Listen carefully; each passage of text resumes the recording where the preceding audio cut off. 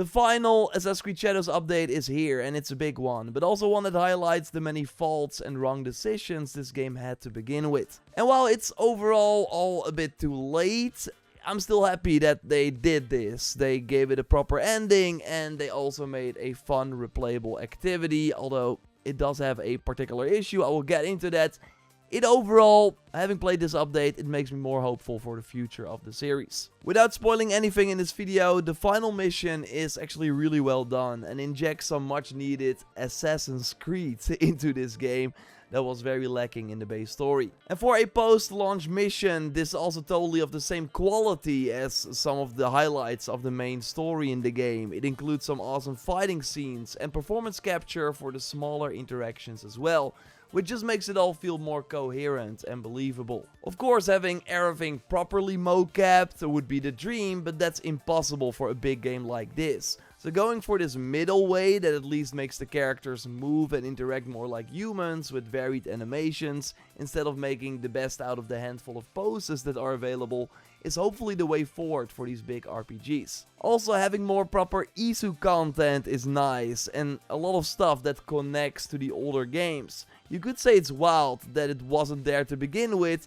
but also glad that they ended Shadows this way. To do this mission, you need to have completed the Shadows main story, the A Puzzlement post-launch quest that you start over here, and also the A Critical Encounter quest that you start in your hideout. Then you can do the Black Tides mission, the final quest in the game. The rewards from this mission are also amazing, by the way. We've come a long way from the trinkets that we used to get for post-launch quest, or like a flag for in your settlement.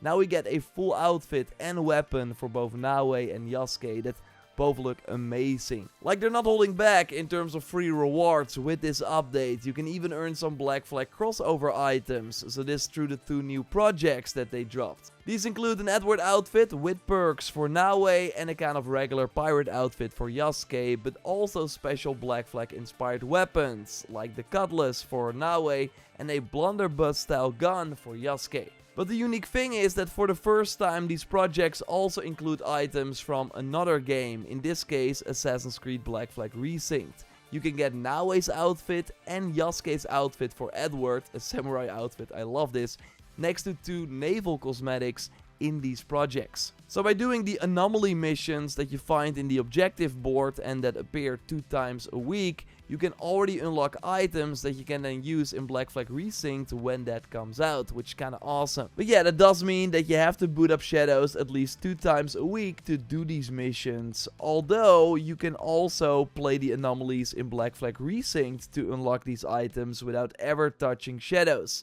But then you don't have them unlocked at launch, so on July 9th. But there are more Assassin's Creed inspired rewards, and they can only be earned in the brand new Endgame activity. This includes an Eevee hood for Naue, an Odyssey mercenary helmet for Yasuke, a Kusarigama tomahawk from AC3 for Naue, the Excalibur for Yasuke, and a golden bow staff for Naue.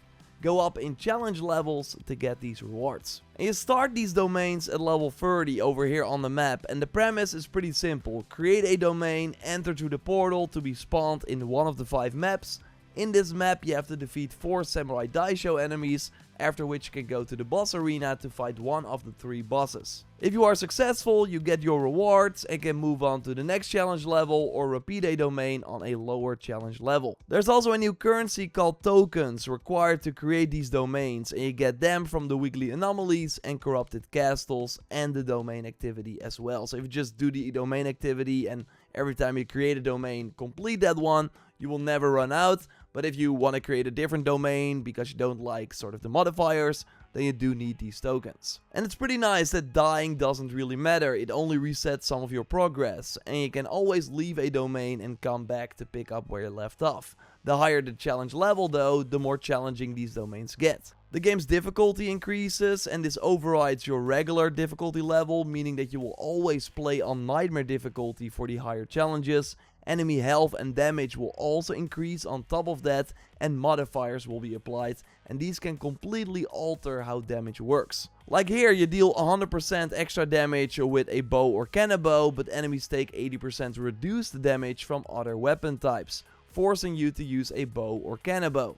It's pretty cool stuff to push you to play the game differently. But there's one thing I hate, however, and that is that already at challenge level 8, the minimum enemy level will go to level 100. Meaning that if you are not around level 98, you will see a ton of skull enemies that will negate any assassination damage, like you cannot remove their health segments with an assassination or kunai, and they are just overall almost impossible to kill and will often one-shot you. So for me, I could easily do the level 6 domain, but then the moment I got to level 7, I had a ton of issues. Not because I lacked the skill or because my build was not good enough, but because the enemies suddenly were too high level. So they appeared as a skill enemy. This really reminds me of the Origins Horde mode that also suddenly would have a skill level Horde wave. So you would always die at that same wave because the enemies were suddenly unkillable. It's not fun game design at all, especially if you already have modifiers, a difficulty setting, and extra health and damage for enemies. So right now, if you are not level 100, you will simply hit a wall when doing this activity when trying to get the new rewards and trophy or achievement. And then you are forced to grind either lower rank domains or other content just to increase your level, and this can take like tens of hours. Which sucks, because it would be way more fun if you cannot complete a challenge level because you simply lack the skill or maybe need to change your build a bit. And there are many impactful rewards that are cool to get, although this is also where the too little too late part comes in. It's mostly exciting to get new items and armor during a post-launch of an Assassin's Creed game, because then you know, okay, there will be a big expansion or some other content in the future where I can use these items on. But now for the first time we're getting a ton of free rewards to chase, but we know that there won't be any of that. So if you got a capable build for the domains, these new items are cool to switch up your luck, but not much more. If this feature was launched way earlier during the post-launch or available at release, then there would be a much bigger reason to unlock everything, because there are still many things to use it on in the future. They could then also expand this feature over time by adding more bosses, maps, challenge levels and rewards, so we can also constantly have something to test our new builds and items in. Like, I really hope they launch with some sort of endgame thing like this in the future. So that's my biggest takeaway from this update. Thanks to our feedback, they released a mission that includes Assassin's Creed elements that were lacking in the base game, but crucial. Like, that is what makes the story in this series so special. And the mission had performance capture to make the scenes more believable and fun to watch. There are way more free rewards to actually earn by putting in time, with even perks that are on the same level as some of the Helix items we've seen in the past. And we're finally getting a replayable mode where we can test our build and see the impact of the upgrades that we spent time unlocking. This is all stuff that would make any future Assassin's Creed RPG much better if they were available at launch. And with this post-launch team now moving on to whatever's next for Quebec, I hope they keep this knowledge and apply it, which means that we already have a much better starting point next time around. I want to do more of a retrospective on Shadows and the post-launch on JorRaptor, and likely some tips for the domain mode as well, so stay tuned. Let me know your thoughts, leave a like, subscribe, and I will speak to you soon. Goodbye.